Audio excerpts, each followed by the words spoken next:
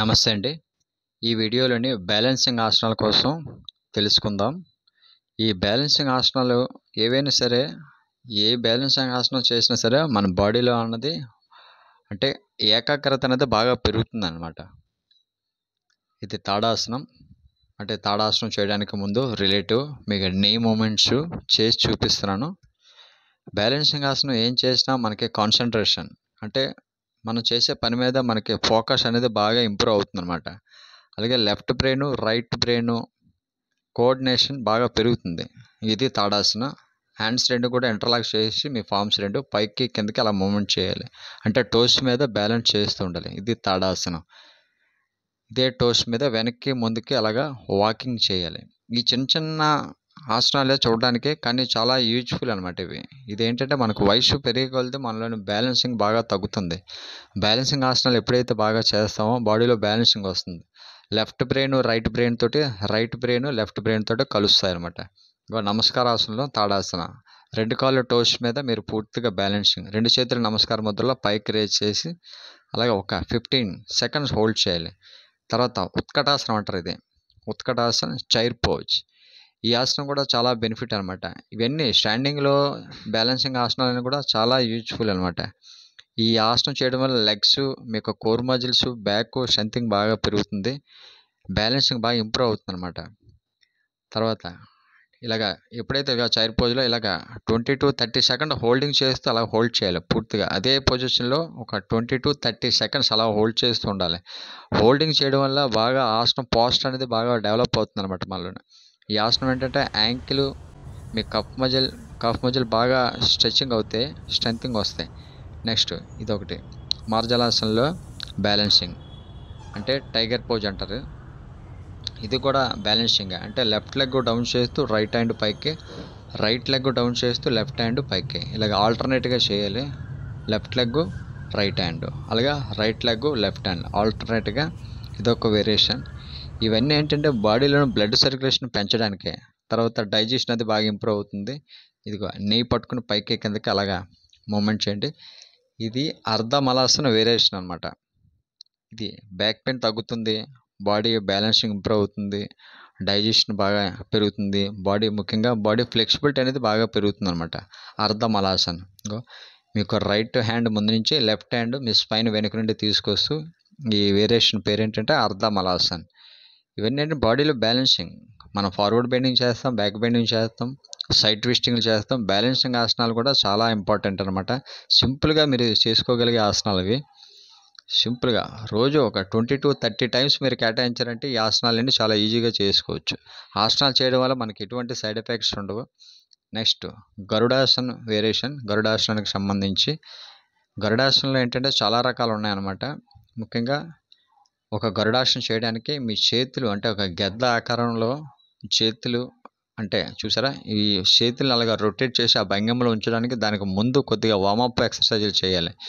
ఈ రకంగా మీరు చేతులను వెనక్కి ముందుకి మూమెంట్ చేస్తూ డిఫరెంట్గా స్ట్రెచ్చింగ్ చేస్తే, అలాగే లెగ్స్ కూడా ఒక లెగ్ మీద నించొని రెండో లెగ్ని ఫోల్డింగ్ చేస్తూ ఉండాలి. రైట్ లెగ్ మీద లెఫ్ట్ లెగ్ మీద రైట్ లెగ్ అలా ఫోల్డింగ్ చేస్తూ ఉండాలి. అంటే ఈ ఆసనానికి చేయడానికి ఫస్ట్ ఈ వార్మప్స్ అన్నీ కూడా అలాగా రైట్ లెగ్ మీద లెఫ్ట్ లెగ్ మీద రైట్ లెగ్ కూర్చుంటూ చిన్న వార్మప్సే కానీ చాలా బెనిఫిట్ అనమాట. ఇవి చాలా లాభాలు ఉంటాయి ఈ వార్మప్స్ చేయడం వల్ల. బాడీలో ఫ్లెక్సిబిలిటీ అనేది వస్తుంది, నర్వస్ అన్నీ కూడా బాగా స్ట్రెచ్చింగ్ అవుతాయి, బ్లడ్ సర్క్యులేషన్ జరుగుతుంది. చూసారా, లెఫ్ట్ లెగ్ మీద రైట్ లెగ్ ఉంచితే ఈ వార్మప్స్ ఎప్పుడైతే చేశారో ఈ ఆసనం పర్ఫెక్ట్గా చేయగలుగుతున్నారు. గరుడాసనంలో చాలా రకాలు ఉన్నాయన్నమాట. అందులో కొన్ని చూపిస్తున్నాను మీకు. ఈ గరుడాసనం చేయడం వల్ల కూడా చాలా బెనిఫిట్. అంటే డైజెషన్ అది ఇంప్రూవ్ అవుతుంది, బ్యాక్ పెయిన్ తగ్గుతుంది. తర్వాత నీ లెగ్స్ అన్నీ బాగా, మీ 2 లెగ్స్ కూడా మంచి స్ట్రెంథింగ్ వస్తుంది. హ్యాండ్స్ కూడా ఇలాగ ఫోల్డింగ్ ఎప్పుడైతే చేశారో హ్యాండ్స్ రెండు బాగా స్ట్రెచ్చింగ్ అవుతాయి, అంటే సాగుదల పెరుగుతుంది అనమాట బాడీలో బాగా. అలాగే మీ యొక్క ఫోకస్ బాగా ఇంప్రూవ్ అవుతుంది. ఇక గరుడాసనంలో next variation leg same, hands మాత్రం స్ట్రెచ్చింగ్ చేసి ఉంచుతారు. రెండు చేతులు ఇలాగ ఎప్పుడైతే మీరు స్ట్రైట్గా సైడ్కి ఇలా స్ట్రెచ్ చేస్తున్నారో షోల్డర్ బాగా స్ట్రెచ్చింగ్ అవుతుంది. తర్వాత రెండు చేతులు వెనక నుంచి అంటే డిఫరెంట్గా బాడీని క్రషింగ్ చేయాలి. మన బాడీ ఎప్పుడైతే డిఫరెంట్గా క్రషింగ్ చేస్తుంటామో బాడీ అంతా కూడా చాలా హెల్తీగా ఉంటుంది, బ్లడ్ సర్క్యులేషన్ బాగా జరుగుతుంది. ఎప్పుడు కూడా రెండు చేతులు ఎప్పుడైతే ఇలా కలిపి ఉంచుతామో లెఫ్ట్ బ్రెయిన్ రైట్ బ్రెయిన్ తోటి, రైట్ బ్రెయిన్ లెఫ్ట్ బ్రెయిన్ తోటి కలుస్తుంది అనమాట. యాక్చువల్గా గరుడాసనం చేయడం వల్ల చాలా బెనిఫిట్స్ ఉన్నాయి. చూసారా, మీ రెండు చేతులు ఎప్పుడైతే ఇలాగా నొక్కి పట్టుకుంటున్నారో లంగ్స్ రెండు కూడా దగ్గరికి స్ట్రెచ్చింగ్ అవుతాయి. అంటే బ్లడ్ సర్క్యులేషన్ లంగ్స్కి బాగా వెళ్తుంది. మళ్ళీ ఓపెన్ చేస్తున్నారు, బ్రీతింగ్ కెపాసిటీ పెరుగుతుంది. మళ్ళీ ఇదొక వేరియేషన్ గరుడాసనంలోనే. అంటే అర్ధమలాసనం విధంగానే చేస్తారు, కాకపోతే మీకు టోస్ని పూర్తిగా డౌన్ చేసి పట్టుకుంటారు. అంటే డిఫరెంట్గా ఉన్నాయి. బాడీని అన్ని వైపులో కూడా క్రషింగ్ చేయాలన్నమాట. ఇదొక వేరియేషన్ సైడ్ నుంచి గరుడాసన్. చూసారా, మీ లెఫ్ట్ హ్యాండ్ ముందు నుంచి రైట్ హ్యాండ్ వెనక్కి నుంచి తీసుకొస్తే ఇంటర్లాక్ చేస్తారు 2 ఫార్మ్స్ తోటి. అంటే పరివర్త గరుడాసన అంటారు. తర్వాత ఇది ఆపోజిట్ సైడ్ రెండో వైపు, అంటే లెఫ్ట్ లెగ్ పైకి రేజ్ చేసి చేశారు, ఇప్పుడు రైట్ లెగ్ పైకి రేజ్ చేసి చేస్తున్నారు. అంటే మీకు వెనక నుంచి కనిపించాలని ఇలాగా రొటేట్ చేస్తూ చూపిస్తున్నాను. గరుడ అంటే గెద్ద, సంస్కృతం పదాలన్నీ కూడా ఇలాగే. చూసారా, డౌన్ అవుతుంది, అదే ఆసనంలో డౌన్ అవుతూ మీ యొక్క లెఫ్ట్ లెగ్ని అక్కడ ఉంచాలి.